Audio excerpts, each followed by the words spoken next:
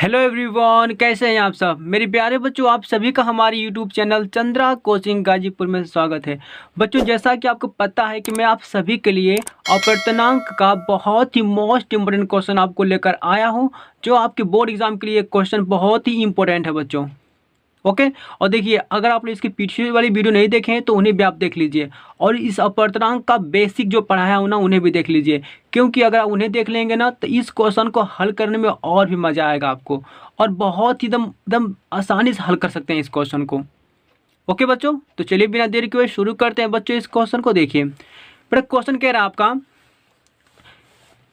कि यदि वायु के सापेक्ष किसी पारदर्शी द्रव का अपवर्तनांक 1.25 है, ओके बच्चों, तथा कांच का अपवर्तनांक 1.5 हो तो द्रव के सापेक्ष कांच के अपवर्तनांक की गणना कीजिए।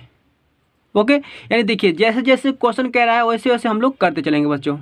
ओके, देखिए क्वेश्चन देखिए, पहले क्या कह रहा था कि यदि वायु के सापेक्ष, ओके बच्चों, देखिए वायु के सापेक्ष आपका दे रहा है द्रव, किसी पारदर्शी द्रव का अपवर्तनांक। ओके बच्चों, देखिए द्रव को हम लोग बोलते हैं बच्चों लिक्विड। हेलो, देखिए बच्चों द्रव को हम लोग बोलते हैं यहाँ पर लिक्विड, यानी कि एल से दर्शाते हैं। और देखिए जो कांच है बच्चा ना, इसे हम लोग दर्शाते हैं ग्लास, यानी कि जी से दर्शाते हैं ग्लास को। ओके, ठीक है बच्चों, इतना क्लियर हो गया आप लोगों को? ठीक है, अब देखिए बच्चों जो दिया उसको लिख लिया हम लोग फास्ट। देखिए कह रहा है कि वायु के सापेक्ष, यानी देखिए बच्चों देखिए वायु मतलब कि एयर। ओके बच्चों, यानी कि वायु के सापेक्ष। ओके बच्चों, जिसके सापेक्ष बोलेगा ना उसकी पावर आप लोग एन लिख दीजिएगा। बोला है कि वायु के सापेक्ष, तो हम लोग हवा के सापेक्ष मैंने एन लिख दिया। सापेक्ष मतलब कि एन लिख दीजिएगा आप लोग। ओके बच्चों, देखिए क्या कर रहा है कि वायु के सापेक्ष किसी पारदर्शी यानी कि द्रव का अपवर्तनांक 1.25 है। यानी बड़ा देखिए द्रव का अपवर्तनांक दिया आपका, ठीक है, कितना दिया बच्चा? देखिए यहाँ देखिए वायु के सापेक्ष द्रव यानी कि लिक्विड। ओके बच्चों, लिक्विड का अपवर्तनांक कितना दिया? तो ये दिया आपका 1.25। ओके बच्चों, देखिए तो वायु के सापेक्ष ये आपका द्रव का अपवर्तनांक हो गया। इसको कैसे पढ़ेंगे आप? ऐसे पढ़ेंगे, देखिए वायु के सापेक्ष द्रव का अपवर्तनांक कितना है? 1.25 है।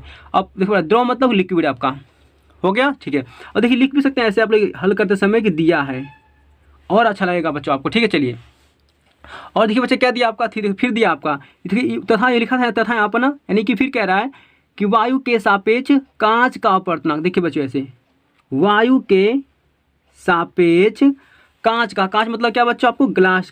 ग्लास का अपवर्तनांक कितना दिया आपका? तो ये दिया है आपका 1.25।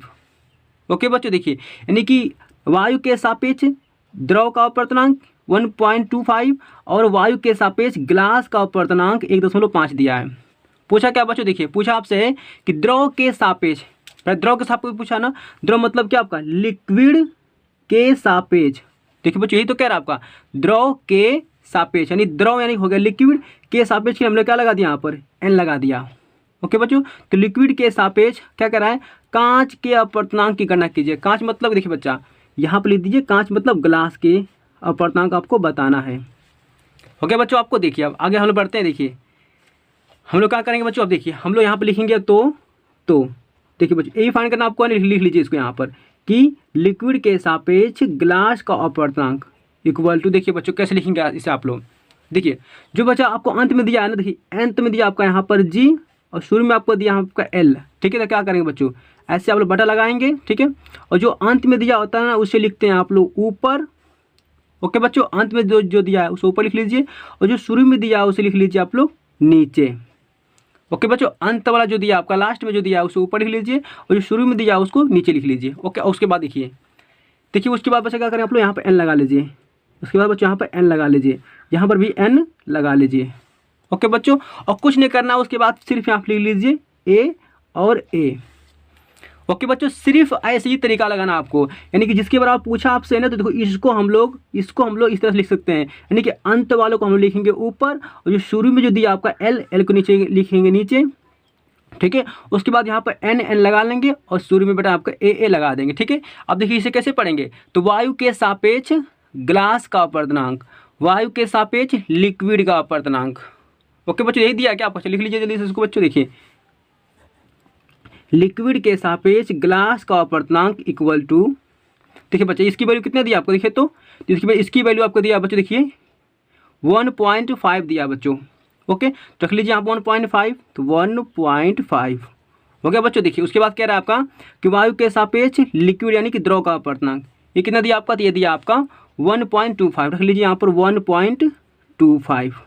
ओके बच्चों, इतना हो गया आपका। देखिए उसके बाद अगर आप इसे काटेंगे बच्चों, यानी कि 1.25 से अगर 1.5 में भाग देंगे तो बच्चा कितना आपका आएगा, ये आएगा आपका 1.2 आएगा बच्चों। ठीक है, यानी कि आंसर कितना बच्चा मिल गया आपको, तो ये मिल गया आपका द्रव के सापेक्ष कांच का अपवर्तनांक 1.2। ओके बच्चों, यही तो आपको फाइंड करना था। ओके, क्या आप बच्चों सबको समझ में आ गया। ओके ठीक है, ये देखो बड़ा डिवाइड करना आप लोग खुद से कर लीजिएगा। ठीक है, ओके बच्चों, कुछ हार्ड नहीं, आपका आराम से कर सकते हैं आप लोग।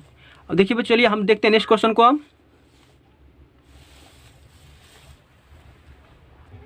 तो देखिए बच्चों, ये आपका है सेकंड क्वेश्चन। मेरा सेकंड क्वेश्चन क्या कह रहा है आपका, कह रहा है कि प्रकाश हवा से हीरा में प्रवेश करती है। ओके बच्चों, यानी कि जो आपका लाइट है ना, जो प्रकाश है ना, वो क्या कर रही है, हवा से आपका हीरा में प्रवेश कर रही है। ओके, जिसका अपवर्तनांक 2.42 है। ओके बच्चों, अब क्या कह रहा है आपका, हीरा में प्रकाश का वेग ज्ञात कीजिए। ओके बच्चों, हीरा में आपसे प्रकाश का वेग पूछ रहा है। ओके, यदि हवा में प्रकाश का वेग 3 × 10⁸ मीटर प्रति सेकेंड हो।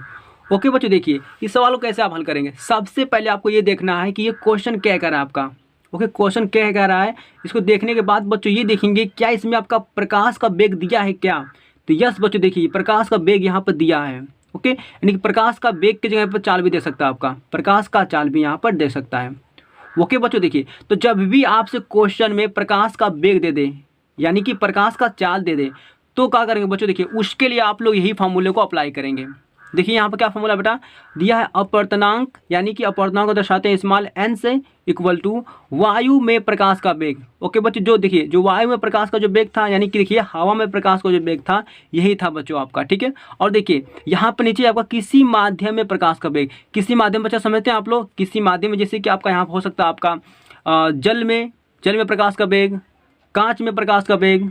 ठीक है बच्चों, तो इसमें किसी में भी पूछ सकता है आपसे प्रकाश का वेग, लेकिन ऊपर तो हमेशा हवा में ही प्रकाश का वेग रहेगा, नीचे आपका किसी भी माध्यम में पूछ सकता है बच्चों। ठीक है, और देखिए अपवर्तनांक को दर्शाते हैं स्मॉल n से, और वायु में प्रकाश का वेग को दर्शाते हैं स्मॉल c से, और किसी माध्यम में प्रकाश का वेग को दर्शाते हैं बच्चों स्मॉल v से। ओके, चलिए अब रखें पहले हम लोग बच्चों, देखिए यहाँ पर सबसे पहले हम लोग यहाँ पर लिख लेंगे बच्चों कि दिया है। ओके, क्या लिखेंगे बच्चों हम लोग, दिया है। देखिए क्या क्या दिया बच्चों, देखिए तो दिया है प्रकाश हवा से हीरा में प्रवेश करती है, जिसका अपवर्तनांक 2.42 है। ओके बच्चों, यानी देखिए पहले यहाँ पर आपका क्या किया बच्चा, देखिए यहाँ पर आपका देखिए अपवर्तनांक दिया बच्चों, क्या दिया है यहाँ पर आपको, यहाँ पर आपको अपवर्तनांक दिया है। देखिए अपवर्तनांक यहाँ पर 2.42, यानी कि n की वैल्यू दिया है, तो रख लेते हैं हम लोग n की वैल्यू। देखिए तो n इक्वल टू कितना दिया बच्चों आपको, 2.42 आपको दे दिया यहाँ पर। हो गया आपका। ठीक है, उसके बाद क्या कह रहा है आपसे कि हीरा में प्रकाश का वेग ज्ञात करें। ओके बच्चों, देखिए यहाँ पर बोले ना किसी माध्यम में प्रकाश का वेग, तो यहाँ पर हीरा में प्रकाश का वेग पूछ रहा है, यहाँ पर कांच में प्रकाश का वेग पूछ सकता है आपसे, यहाँ पर जल में प्रकाश का वेग पूछ सकता है आपसे। ठीक है, तो यानी कि आपके पास v की वैल्यू पूछ रहा है, तो लिख लेंगे हम लोग यहाँ पर कि v equal to question mark, यही हमसे तो पूछ रहा है। ठीक है बच्चों, आगे बढ़ते हैं हम लोग। देखिए उसके बाद देखिए प्रकाश का वेग दिया, यानी कि c की वैल्यू यहाँ पर है ना, वो दिया आपका कितना दिया बच्चा, c की वैल्यू प्रकाश का वेग, यानी कि दिया आपका 3 × 10⁸ मीटर प्रति सेकेंड। ओके बच्चों, अब हम लोग क्या करेंगे, इस फॉर्मूले को अप्लाई करके यहाँ से v की वैल्यू को फाइंड कर लेंगे। तो लिखिए बच्चों यहाँ पर, तो हम जानते हैं, हम लोग क्या जानते हैं कि n इक्वल टू c/v।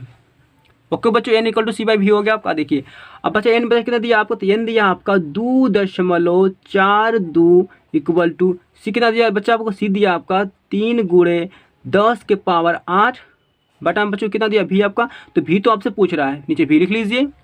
आगे बढ़े हम, देखिए बेटा तो क्रॉस मल्टीप्लाई कर लीजिए। देखिए बच्चा जिसकी वैल्यू निकालनी होती है ना, उसे हमेशा अकेले करते हैं, तो इसकी वैल्यू निकालनी है तो इसको अकेले करिए, इसके नीचे बच्चा 1 मान लीजिए आप। ओके चलिए, तो हम लोग तिर्यक यहाँ पर गुणा करेंगे, क्या करेंगे बच्चों यहाँ पर तिर्यक गुणा करेंगे। ठीक है, तिर्यक गुणा कर लीजिए, तो यहाँ पर गुणा करेंगे v का, तो यहाँ पर क्या हो जाएगा, ये इसके जगह भी इसको लेके जाइए, इसकी जगह भी इसको लेकर आ जाइए। चलिए बच्चों देखिए, तो v इक्वल टू, देखिए बेटा ये आपका मैंने v को मैंने इसके पास ले गया, इसको इसके पास v के पास लेकर आया, यानी कि 2.42। ओके बच्चों, क्रॉस मल्टीप्लाई हो गया। और देखिए एक का जब गुणा करेंगे इसमें तो कितना आएगा, ये बेटा यही आपका आएगा 3 गुणे 10 के पावर 8। ओके बच्चों देखिए अब हम लोग क्या करेंगे, भी बराबर देखिए बच्चों अगर हम लोग 2.42 से अगर हम लोग 3 गुणे 10 के पावर 8 में भाग देंगे ना, ठीक है बच्चों, तो ये हम लोग का आएगा बच्चों 1.24 आएगा। ओके बच्चों कितना आपका आएगा, 1.24 आएगा आपका। ओके बच्चों यही तो था आपका आंसर, यानी कि भी मतलब समझते हैं, भी मतलब क्या, यानी देखिए बड़ा यही तो पूछ रहा था कि हीरा में, देखिए बच्चों क्वेश्चन क्या कर रहा था आपका, हीरा में प्रकाश का वेग ज्ञात कीजिए। ओके बच्चों तो बताइए हीरा में प्रकाश का वेग कितना आ गया, 1.24। ओके बच्चों यहाँ से आप डिवाइड खुद कर लीजिएगा। ओके यही था हम लोग का आंसर बच्चों, ठीक है। तो देखिए बच्चों हम लोग का जो अगला क्वेश्चन है बच्चों वो है आपका प्रश्न नंबर 3। ये कह रहा है कि वायु के सापेक्ष किसी द्रव का क्रांतिक कोण 45 डिग्री है, तो उस द्रव का अपवर्तनांक ज्ञात कीजिए। ओके बच्चों यानी कि जब भी आपसे क्रांतिक कोण देकर आपसे, ठीक है, अपवर्तनांक पूछे बच्चों, तो देखिए उसके लिए फॉर्मूला आपका होता है, देखिए बच्चे यही फॉर्मूला आपका होता है, ठीक है। यानी क्या फॉर्मूला होता है, तो ये होता है वायु के सापेक्ष द्रव का अपवर्तनांक यानी कि small n equal to 1 sine C. Okay बच्चों साइन सी ये होता है आपका फॉर्मूला जब भी क्रांतिक कोण देगा आपका तो। और देखिए बच्चों जहाँ जो सी है ना वो क्या है आपका एक क्रांतिक कोण है, यानी सी क्या है बच्चा आपको क्रांतिक कोण है, ठीक है। तो चलिए हम लोग जल्दी से इसको हल कर लेते हैं सवाल को बच्चों। देखिए तो हम लोग हल लिखेंगे यहाँ पर, उसके बाद लिख देंगे दिया है। ओके बच्चों क्या लिख देंगे यहाँ पर हम लोग कि दिया है। देखिए क्या दिया बच्चों हम लोग को यहाँ पर, तो देखो दिया है कि वायु के सापेक्ष किसी द्रव का क्रांतिक कोण 45 डिग्री है, यानी कि बच्चों क्रांतिक कोण यानी कि सी की वैल्यू यहाँ पर दिया है, कितना दिया सी की वैल्यू बच्चों आपसे, ये दिया है आपका 45 डिग्री। ओके अब देखो पूछ कर रहा है बच्चा आपसे, कह रहा है कि उस द्रव का अपवर्तनांक ज्ञात कीजिए, यानी कि बच्चों देखिए अपवर्तनांक मतलब कि आपसे n की वैल्यू पूछ रहा है बच्चों, यानी कि हम लिख देंगे यहाँ पर अपवर्तनांक मतलब कि n की वैल्यू पूछ रहा है, यानी कि n equal to question mark. Okay बच्चों तो हम लिख लेंगे ऐसे करके हम लोग, तो हम लिख देंगे हम जानते हैं कि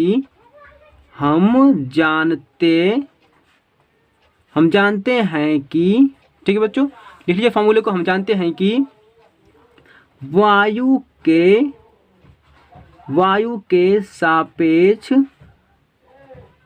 द्रव का अपवर्तनांक इक्वल टू 1 में कितना बचा आपका, ये दिया आपका साइन सी। ओके बच्चों आगे बढ़ जाते हैं हम लोग, देखिए इक्वल टू आगे बढ़ जाइए बच्चों, देखिए तो 1 साइन यहाँ पर लिख देंगे बच्चों, साइन लिख देंगे यहाँ पर, सी के वैल्यू कितना दिया आपका, देखो सी दिया आपका 45 डिग्री, रख लीजिए यहाँ 45 डिग्री बच्चों। ओके आगे बढ़ जाइए अब देखिए तो 1 देखिए बच्चों साइन 45 अंश का मान कितना होता है, तो ये होता है आपका 1/2। ओके बच्चों कितना होता है 1/2। अब इसको हम लोग क्या करेंगे बच्चों, इसको ऊपर ले जाएंगे, ठीक है बच्चों। देखिए ये पूरा के बटा में यहाँ पर आपका 1/2 है, तो बेटा 2 कहाँ जाएगा आपका, 2 चला जाएगा आपका ऊपर। ओके बच्चों तो बताइए कितना वैल्यू आपका आया, तो 2 चला जाएगा बेटा 1 के पास, तो 1 से गुणा करेंगे 2 में, तो यहाँ पर आपको सिर्फ कड़ी में 2 ही मिलेगा, 1 से भाग देंगे तो वही प्राप्त होगा, ठीक है बच्चों। यानी कि आपका क्या हुआ, देखिए बेटा वायु के सापेक्ष द्रव का अपवर्तनांक यानी कि बच्चा स्मॉल n की वैल्यू कितनी मिल गई आपको, तो ये मिल गई आपको कड़ी में 2। ओके बच्चों तो हमने क्या किया कि हमने इस फॉर्मूले से अप्लाई करके बच्चों हमने क्या किया कि द्रव का अपवर्तनांक हमने फाइंड कर दिया बच्चों। ओके तो ये क्वेश्चन बेटा आपका यहीं पर समाप्त हुआ, ठीक है। तो आपसे मिलते हैं नेक्स्ट वीडियो में, आज के लिए इतना ही बच्चों, थैंक यू।